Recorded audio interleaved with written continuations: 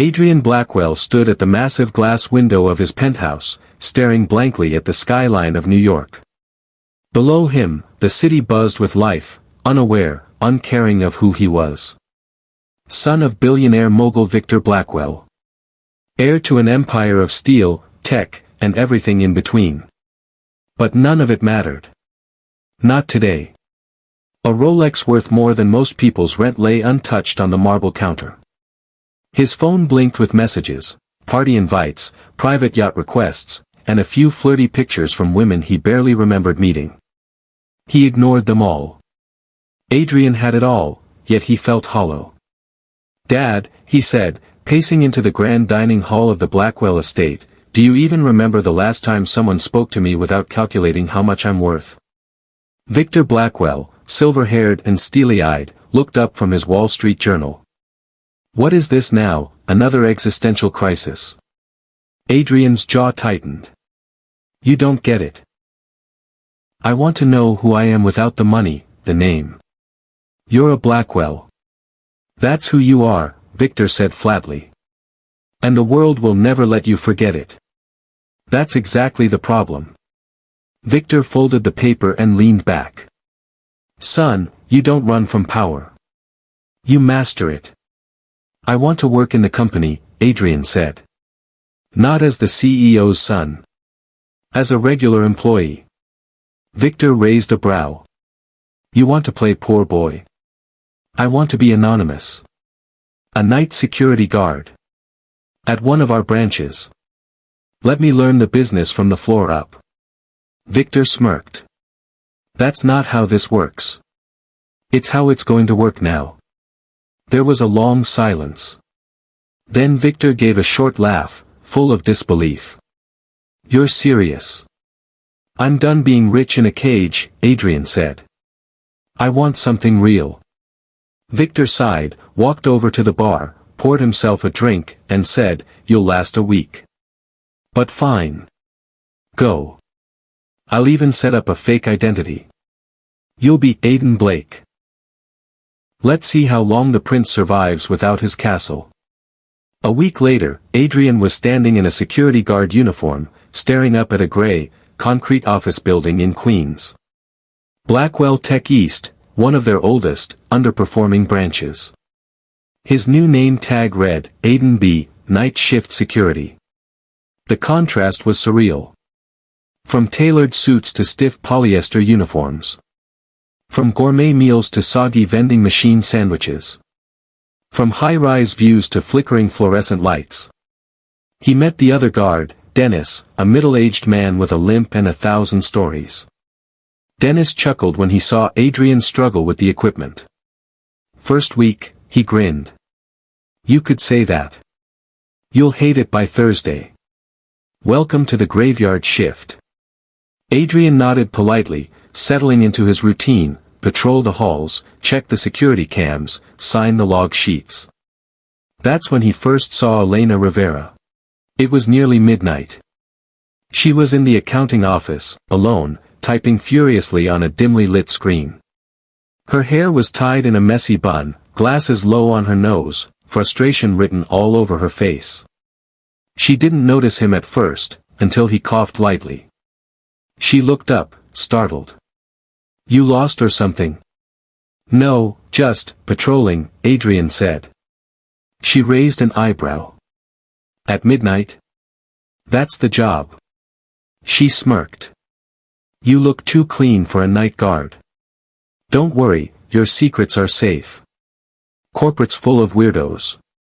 And just like that, she turned back to her screen. Adrian blinked, a little stunned by her honesty. No fake smile. No flirting. No interest in who he was. It was oddly refreshing. He moved on, but her words stayed with him. Over the next few days, Adrian learned the rhythm of the night shift. The hum of vending machines. The flicker of old bulbs. The smell of reheated coffee. And slowly, he started observing people. Janitors who hummed tunes from the 70s. A delivery boy who dropped off food and never spoke. A programmer who slept under his desk. People ignored by the world above. He watched Elena most of all. She was brilliant, sharp-tongued, always in a rush. She worked late not because she was asked to, but because she had no choice. Adrian overheard her arguing on the phone once, something about paying off old debts. One night, she dropped her files. Papers scattered across the hallway. Adrian rushed to help. She looked annoyed but didn't stop him. "You always this helpful?" she asked. "Only when someone's in trouble." She gave him a curious look, one eyebrow raised. "What's your story, Adrian Blake?" He hesitated. "Let's just say I wanted to start over." She laughed, a dry, cynical laugh. "Don't we all?" From that night, something shifted. They began talking. Briefly at first. Then longer. Midnight coffee runs turned into hour-long conversations. Adrian didn't push. He just listened. And Elena started to trust. She told him about her life. How she was tricked into signing a loan for her ex-boyfriend. How her father died in debt. How she was climbing out, piece by painful piece. "I don't date rich guys," she said one night bluntly. "They come with power, and power always manipulates." Adrian smiled sadly. "Then it's a good thing I'm broke." But inside, he knew his lie was getting heavier. The nights grew colder. Outside, frost crept along the building's edges, but inside Blackwell Tech East, something warm had begun to bloom, unspoken, undefined. Adrian, still living as Adrian Blake, was settling into a rhythm.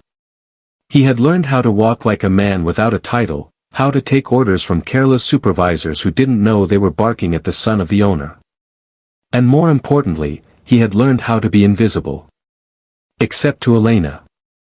Their connection evolved subtly. He didn't flirt. She didn't open up easily.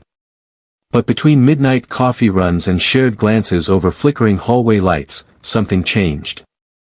One night, Elena was pacing in the break room, visibly upset. Her boss, one of the senior managers, had yelled at her in front of the whole team over an accounting error, an error she didn't make. "It's ridiculous," she muttered, slamming her cup on the table. Adrian stood in the doorway. "You okay?" "No," she snapped, then sighed. "Sorry." You ever feel like no matter how hard you try, someone's always waiting to drag you back down? "All the time," Adrian said. And for once, he meant it, just not in the way she imagined. She looked at him, really looked. "You talk like someone who's seen the other side." He hesitated. "I guess I've seen both sides of life." "Well," she said, smiling bitterly, "welcome to the side where ambition gets you burned." Adrian began keeping a journal, a leather notebook he carried in his locker. Each night, he documented the things he saw: workers being forced to work overtime without compensation, a programmer who hadn't been paid in 2 months, janitors doing maintenance work they were never trained for. The more he saw, the more he realized how deeply his father's company had decayed at the lower levels. One night, Elena came into the lobby and found him sketching. "What's that?" "Just notes," he said, hurriedly closing the book. "You're an odd security guard, Adrian." He shrugged. "Odd's better than invisible." "Maybe," she said, sitting next to him. "Or maybe invisible's just safer." There was a pause before she added quietly, "You ever been so scared of losing something real, that you don't let yourself want it?" He didn't respond. Not directly. Instead, he asked, "What are you most afraid of?" "Meeting someone I can't trust." Their eyes met. "And you?" she asked. Adrian stared at the floor. "Being someone people only trust for the wrong reasons." As weeks passed, their friendship turned into something neither wanted to name. One night, the building lost power briefly. They were stuck in the stairwell, laughing nervously as emergency lights flickered on. Elena had her hand against the wall, steadying herself. "I think this is the universe telling me to take a break," she joked. Or finally giving us 5 minutes with no one watching, Adrian said, before realizing how that sounded. She looked at him curiously. You know, you're not what I expected. Most people aren't, he said. Their hands brushed. A pause hung in the air. She didn't pull away. He didn't move closer. In that silence, something unspoken passed between them. Then the lights returned, and with them, reality.